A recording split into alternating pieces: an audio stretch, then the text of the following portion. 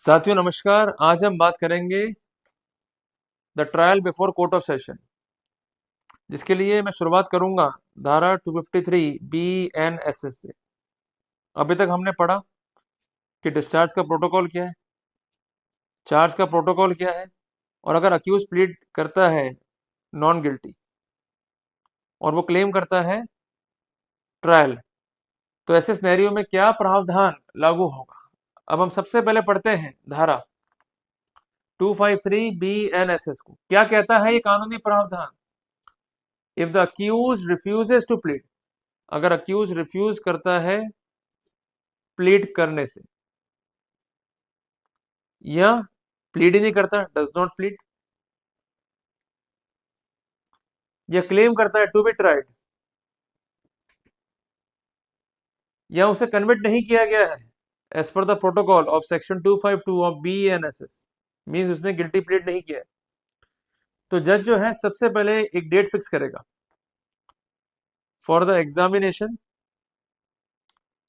Of witnesses. ये कौन से विटनेस है? The witness of prosecution. यहां तक भी प्रावधान दिया गया है, may on the application of prosecution. अगर एप्लीकेशन है प्रोसिक्यूशन का तो उस कॉन्टेक्स्ट में इशू कर सकता है process for compelling the attendance of witnesses, और it may be regarding the production of documents और एनीथिंग। तो कुल मिला करके जहां पर आरोपी गिल्ट को प्लीड नहीं करता है, वो कहता है कि वो इनोसेंट है, झूठा फंसाया गया है, और वो ट्रायल को क्लेम करता है, तो वहां पर कोर्ट जो है तलब करेगा गवाहों को। और इसके अलावा अगर कोई एप्लीकेशन है कंसर्न प्रोसिक्यूशन की, तो वहां पर प्रोसेस भी जारी कर सकता है court to compel the witnesses to attend the proceeding, जिसमें डॉक्यूमेंट को पेश करना भी शामिल है। इसको जो है आप नोट डाउन कर लीजिए। अब आते हैं थोड़ा सा अपन आगे, सेक्शन 254 BNSS पे क्या कहता है कानूनी प्रावधान। शुरुआती इसकी टाइटल से है evidence for prosecution, means prosecution की साक्ष्य। प्रावधान यह है कि ऑन डेट सो फिक्स, कि जो भी डेट जो है फिक्स हुई है, जिसका हवाला कहाँ मिलेगा हमको? कोर्ट की प्रोसीडिंग्स में। इसके अलावा आप चले जाइए ई कोर्ट ऐप पर, उसमें हर केस की जो है आती है date. It is called the date so fixed. जज जो है रिकॉर्ड करेगा एविडेंसेस को, जो कि पेश करेगा प्रोसिक्यूशन। इसको जो है आप नोट डाउन कर लीजिए। डिफेंस का विटनेस अभी रिकॉर्ड नहीं होगा। डिफेंस का मतलब क्या है? आरोपी की साक्ष्य। अभी किसका एविडेंस रिकॉर्ड होगा? प्रोसिक्यूशन का। इसके दो पार्ट है, पहला पार्ट तो है चीफ और दूसरा है क्रॉस। क्रॉस आप करेंगे और चीफ करवाएगा पब्लिक प्रोसिक्यूटर।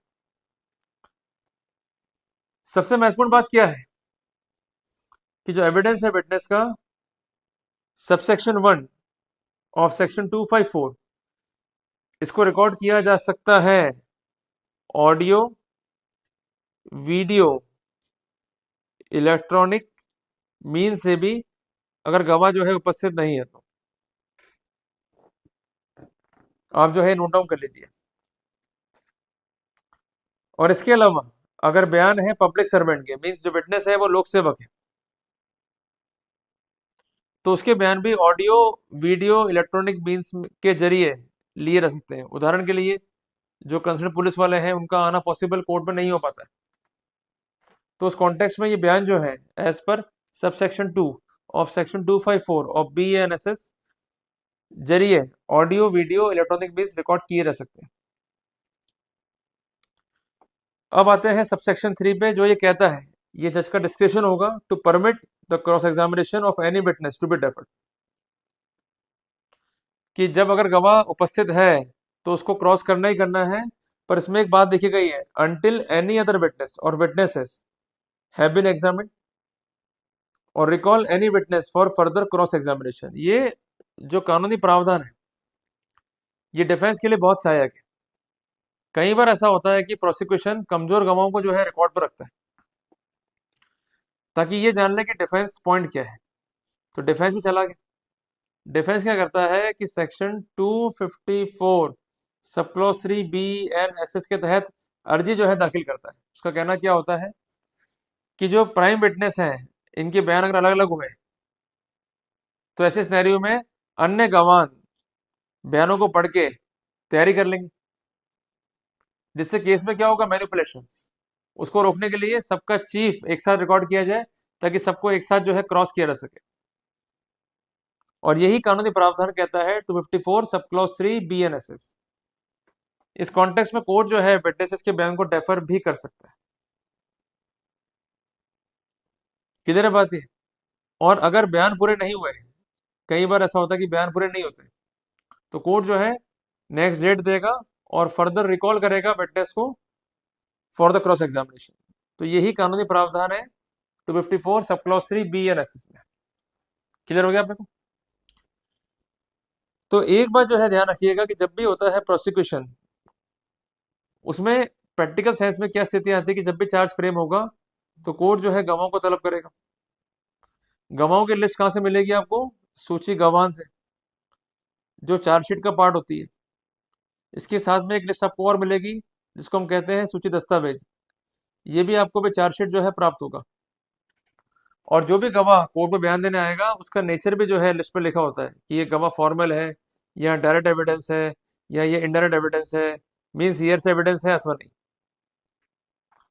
और उसी सीक्वेंस में जो है आपको गवाहों को परीक्षित करना होता है।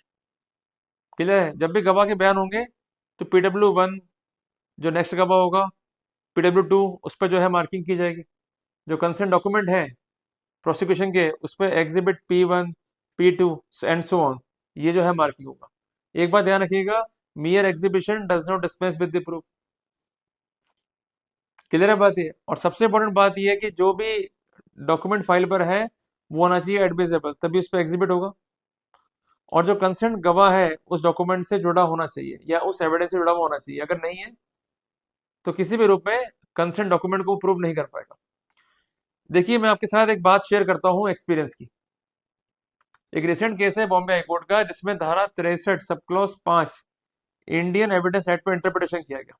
इसमें क्या हुआ था कि एक डॉक्टर ने कोर्ट में बयान दिया कि एक कंसर्न जो है लेडी है उसका रेप हुआ। तो उसकी डेट को असर्टेन उसने कैसे किया, कंसर्न बर्थ सर्टिफिकेट से। पर ये डॉक्यूमेंट जो है उसे देखा नहीं, जैसा माँ ने डॉक्यूमेंट उसको रेफर किया उसको सही मानते हुए उसने डेट को मेंशन कर दिया। तो कोर्ट ने कहा डॉक्टर का ओपिनियन साक्ष्य में एडमिसिबल नहीं होगा। ऐसा वर्जन जो है धारा 63 sub clause 5 Indian evidence act से हिट है। तो कहने की बात है कि एक छोटा सा हमारा प्रयास हमें एक बड़ा जीवन दान केस में जो है दे सकता है। तो जब भी आप केस को लड़ रहे हैं तो ये सुनिश्चित कीजिए कि कौन सा गवाह जो है डायरेक्ट एविडेंस है, कौन सा गवाह जो है हियर से एविडेंस है और कौन सा गवाह इनडायरेक्ट एविडेंस है, ताकि क्वालिटी के बेसिस पे जो अजर्शंस है उसकी हम समीक्षा कर सकें। गवाह अगर सपोर्ट नहीं कर रहे हैं प्रोसिक्यूशन को या उनके बयानों में विरोधाभास है, इनकंसिस्टेंसी है, लेक ऑफ कॉरोबोरेशन है, तो वहां पर प्रोसिक्यूशन को इस बात का बेनिफिट जो है मिल जाएगा। तो मैं उम्मीद करता हूं कि मैंने आपको आज एक्सप्लेन किया the process for recording of evidences in case accused जो है प्लीड नहीं करता है गिल्ट को। मिलेंगे एक नए टॉपिक के साथ। टिल देन जय हिंद, जय भारत।